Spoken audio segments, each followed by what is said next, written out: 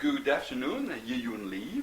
Thank you for having accepted this interview with lecturama.fr. We are pleased to have the opportunity to ask you a few questions regarding your book Plus doux que la solitude, recently published by Édition Belfond. It's your third book. What deeply moving and numbing book. Wow. Why did you want to criticize the current regime in China via the life of these three characters? Well, thank you for having me. Yes. So it is a book about many things, as you said. And I think for me, one motivation to write a book is to follow some people my generation. And so you see these characters pretty much grew up the same time I grew up in Beijing, and they live in the same neighborhood, or they live in the neighborhood I'm familiar with, and I want to see how their personal history intersect with the national history of China in the past 20 years. So specifically, a big thing happened in their life was Tiananmen Square in 1989. There was Tiananmen Square.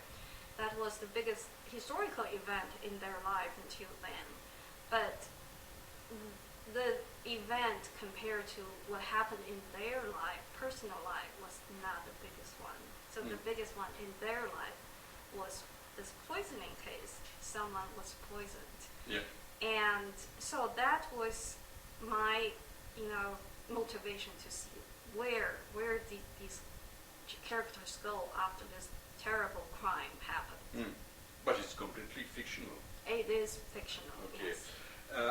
Throughout this story, what part is of fiction and what part maybe could be autobiographic? I think the characters, the plot, everything is fictional. I would say memories came from me.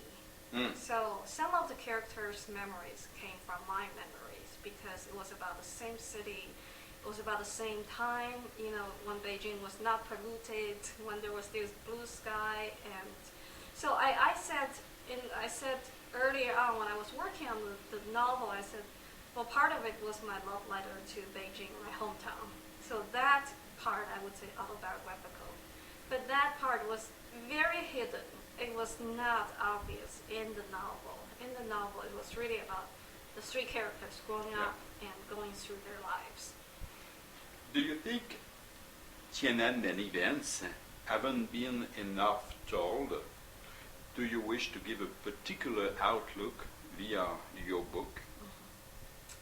I think the reason for Tiananmen Square to be in here was it happened alongside the personal history of these characters. But I don't want it to be the focal point because anytime a historical event like that happened, things get simplified.